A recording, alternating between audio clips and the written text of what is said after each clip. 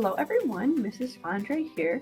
Today we're going to be talking and learning all about Vincent van Gogh. Now maybe you've heard that name before because he's probably one of the most famous artists ever to have lived. So it's about time we talk about him in art class, all right? We're going to learn a little bit about his life. We're going to look at some of his work and make a project based on some of his art, okay? So let me share my screen so we can get started. It's kind of fun because I have two computers going right now. All right, so Vincent van Gogh, click to my first slide. This is a self-portrait, so he painted himself, and he's really famous for those swirly, whirly kind of lines. So maybe you recognize some of his stuff when we see it. So a little bit about Vincent van Gogh. He was born in 1853, and he lived until 1890, so he was only 37 years old when he passed away.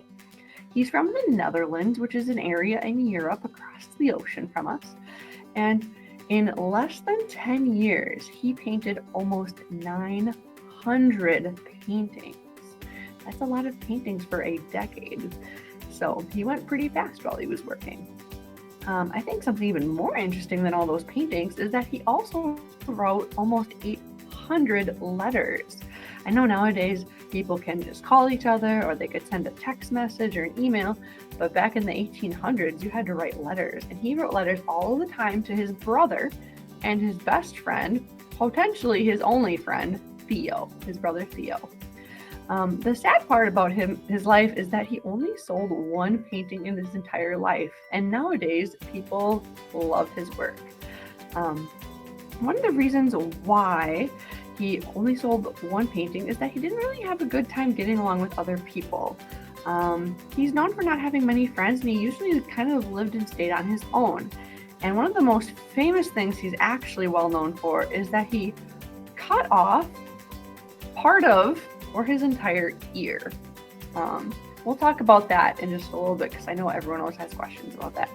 But a lot of his most famous work that he did was while he was in an asylum to help hopefully get him mentally a little healthier. So he checked himself into an asylum and he did lots of paintings. And some of his most famous paintings in the world were created while he was trying to help himself. All right. And he's known as a post-impressionist artist. So what's post-impressionism? Great question. Glad you asked. If you remember last year, we talked about an artist named Claude Monet. He was really famous for painting haystacks and lily pads and had really, really fast paintings as well. So you can see I have two images here. I have Claude Monet's Impression Sunrise, which we looked at last year.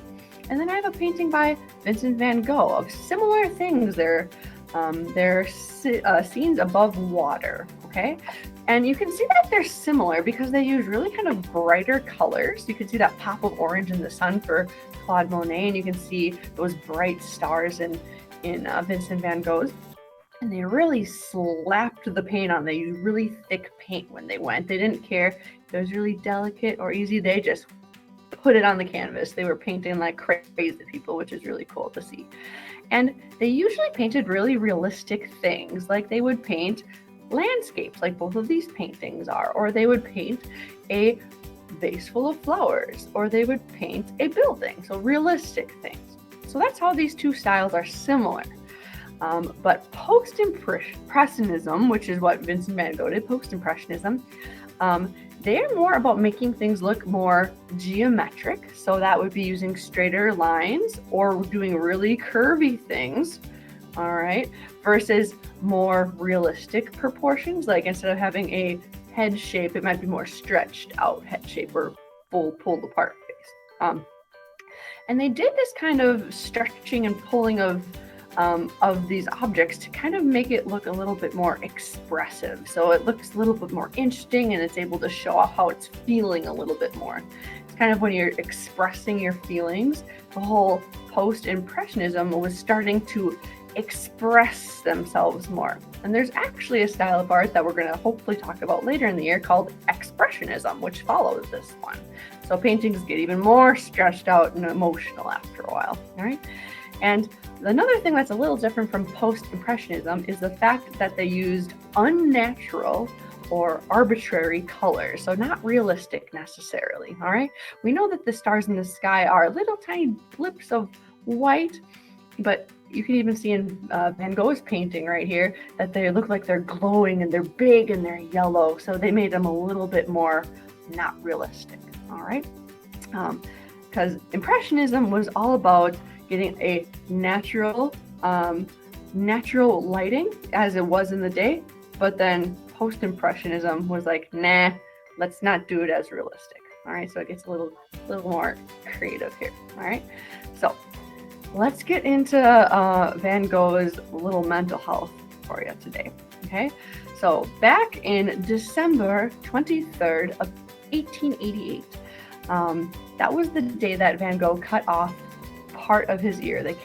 We don't know for sure if it was his entire ear or part of an ear. The records kind of are conflicting on that. But during that moment, he was having a really heated argument with another artist named Paul Gauguin, which is actually another artist we talked about last year as well. So he was having a really, really rough time, really big argument. And he was actually having kind of a mental breakdown where he was not healthy in his mind. So he later, like I said, checked himself into an asylum to help hopefully get him in the right track to feeling a little healthier in the mind, thinking more positively, being better to himself, right? And he even said on the record that he didn't remember doing it. He was in such a emotional state, he didn't remember cutting part of his ear or his ear off. So he didn't even remember that. And a reason why they think Van Gogh might have done that is because he actually had a problem with his brain. They kind of did some research on all of his symptoms and things he talked about, and the doctors today think he would have been diagnosed with a temporal lobe epilepsy, which is essentially meaning in his brain he was born with a clump that was not quite right, and it affected the way he thought and the way he saw and the way he interacted with people. So he was not born with a healthy, normal functioning brain. And that's why he had a hard time making friends. And he didn't really have anyone to emotionally support him in his life. He had his best friend, his brother Theo, that would help him out a lot. But Theo lived far away and he didn't have people close by that could care about him. So I just want to take a little quick time out to say, if you ever feel like you need a team or a support person to be there for you, always know that Mrs. Fondre is there for you, because I care about you and I want you to be the best, healthiest young person you can be. All right. So if you ever need someone, I'm totally there for you. I'm sure a lot of your family is there, your friends, your teachers. You got a team. You got someone you can count on. Okay. So like I said, Van Gogh didn't really have that. And actually a few years after this ear incident, he was shot and he died of an infection. And some people think he shot himself, and some people thought he was accidentally shot while he was out painting.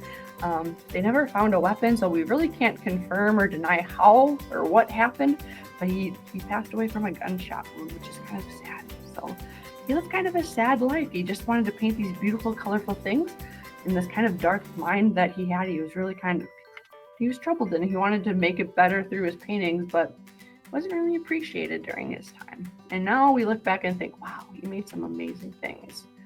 And here are just a few of his beautiful, beautiful paintings that he made. And a lot of these were actually made while he was in his asylum trying to work on his mental health.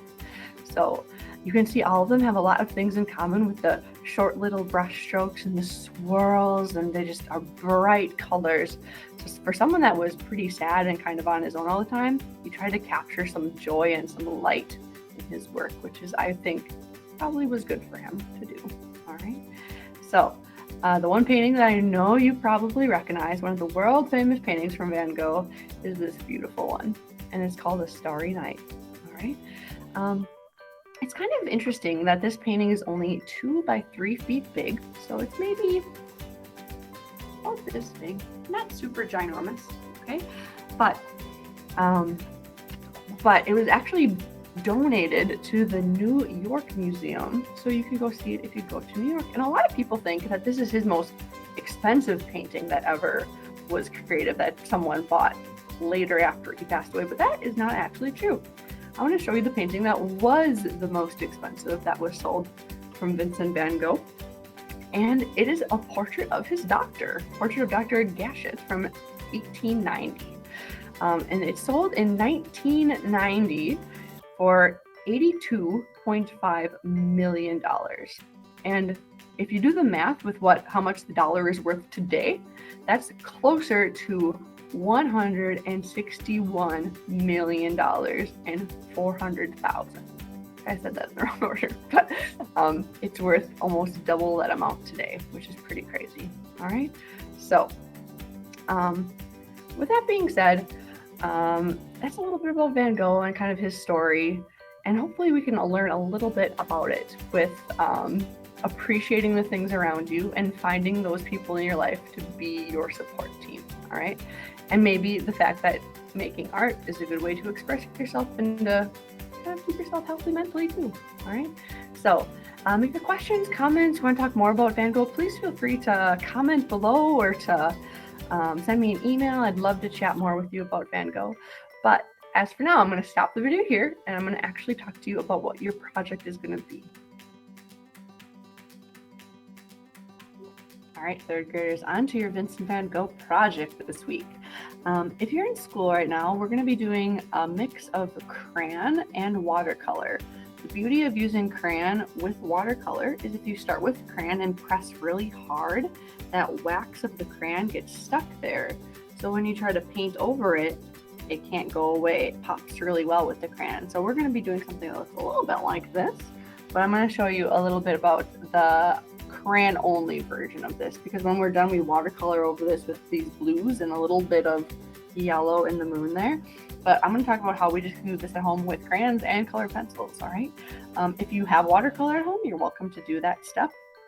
If you'd like to make watercolor at home, it's water and food coloring. It's kind of up to you how much of each you have, but I used a blue and a turquoise color along with yellow. Turquoise is a little bit of blue and green, so you can have fun mixing colors with this too. That's kind of exciting if you want to do a bonus project there and play with colors. I love it. But for those of you that they don't have watercolor, they don't want to deal with watercolor because that's messy, I totally understand. So let's do the crayon version of this. All right, so keep it really simple. You're going to need a piece of paper. I really enjoyed using a long piece of paper, but it's up to you. I think the long paper kind of makes it feel more like sky. But if you don't have that, that's fine. You can use whatever paper you have. And another thing that's going to be helpful besides crayons, hopefully you have a couple of those lying around, is a blue colored pencil. That's what we're going to kind of use to color our whole paper today. All right. Like I said before, and I'll say it again, I'll say it 100 times. If you need supplies or anything, I'm happy to borrow it. All right. So like I just said, let's start getting into our Vincent van Gogh Starry Night Sky. All right. So like I said, you're going to want a few different colors of crayons today. I would recommend a yellow for those stars and those moons kind of things going on. A few different colors of blue is great, and a black. We're going to use a little bit of black to make those swirlies pop a little bit more. All right. So to get started, we're actually going to color our entire paper with a blue colored pencil. We're going to do this first because, like I was mentioning with the crayon, if you press down, the color pencil won't be able to go there, and it might get a little chunky because the pencil's going to want to move the crayon more than watercolor. So we're going to use a color pencil first, and we're just going to lightly scribble back and forth to fill our whole paper. All right. If you want to, you can use one solid blue, or if you really want to, you can even mix some colors in too. All right. Try to get the very edges of your paper. Don't forget those. All right. I'm going really, really fast. I'm just trying to get the color blue down to kind of copy that blue sky. All right. You may need to sharpen your color pencil a few times because you're going to go pretty quick and use a lot of color. Okay. So I'm going to ignore that one little corner I missed because I think you got the idea. And from here, I want you to pick out your normal, like most average blue color. All right. To make these fun, like swirly bits that we got going on here, we're going to actually think of this as the letter J almost from the side. That's a little curvy. So I should say, however, before I get too excited, I love these swirlies. Let's get this moon kind of shape in too. All right. So let's start with our moon. Let's grab yellow. Sorry, I got really excited here. And we're going to do that curvy line here, okay, and get our moon in the sky. All right. If you want to right away, you could color this in. Make it as solid yellow as you can, okay, just so you know where it's at. And we're going to add the stars last, so we can put that crayon down for now for yellow. But like I said, let's get into those swirls because those are super fun. I actually like to twist my paper, like I said, to be more up and down. Let's see if you can see my up and down angle a little bit more. Hey, Dwayne the Rock. Up and down, and I like to kind of do a curving J. Okay, you don't want to go straight up and down because it's not a very geometric line. It's curvy, so I go curvy letter J. Okay, so when I flip my paper back around, you have a nice kind of swirl line. This is going to be your guideline to the rest of your lines. Okay, so from here, start adding some more swirls with that blue. Looks kind of scratchy, kind of scribbly, but that's okay. From here, we'll add one more letter J. I'm going to turn my paper the opposite way to do one coming under the moon and this way. All right, so I'm going to do another big curly J. And I'll put my paper back, and then I'm going to keep adding some curly lines. I just go really quick and really fast. These are all about capturing that moment and being expressive. So from here, once I'm like, I like what I've done here. I got my swirls. Switch to a different color blue. All right. I like to do some short little lines too while I do this. They don't have to be long and crazy. And you see, I'm not staying perfectly in my lines. I'm kind of going all over crazy like Van Gogh would have gone. Okay. You can add some extra ones, you know. And from here, last one I'm going to do is black. If you have more blues, feel free to add more because it adds a little bit more depth. But for black, I'm going to go a little more calm. So I don't go too crazy with black because black's going to help your eye follow this painting really well. It just makes it pop, boom, on that blue paper. All right. So kind of slow it down with that black a little bit so you can kind of see where you're going. All right. So from here, now that I have my big wavy sky done, now I know where I can put my stars. Because if I would have put a star here, my wave would have taken it all up. So from here, we're going to add little stars. Do some nice little circles all around our starry night sky. All right, you can even add some of those glowing circle lines around your moon and your stars to make them look like they're glowing too. Okay, I like to stick with yellow for that so you can see around my moon. I'll go really big glowing moon in the sky. All right, we even put some on the inside here. All right, now I still have some empty spaces here. This is where you can go back and kind of add some blue lines to go around it. We don't want to use black anymore because that is focusing on our swirly whirlies, all right? From here, I could kind of add some swirls around our moon and our stars that go the same direction as those other swirls, all right? It kind of makes it flow together a little bit more. You can even do some more horizontal ones, all right? So we're just worried about kind of capturing this really expressive moment in Van Gogh's painting where we just want to make those quick moving lines and those swirls. Let me switch back to my normal camera here, all right? So, like I said, if you were doing this with crayon and colored pencil, that's the best way to do it. That's how you did it. I just showed you. We're good to go. If you were going to do watercolor, you would not color your whole sky blue with colored pencil, but you would just start with the crayon step and then afterwards go over the top with blue. Be careful not to get your moon too blue though, because that should be more yellow. All right.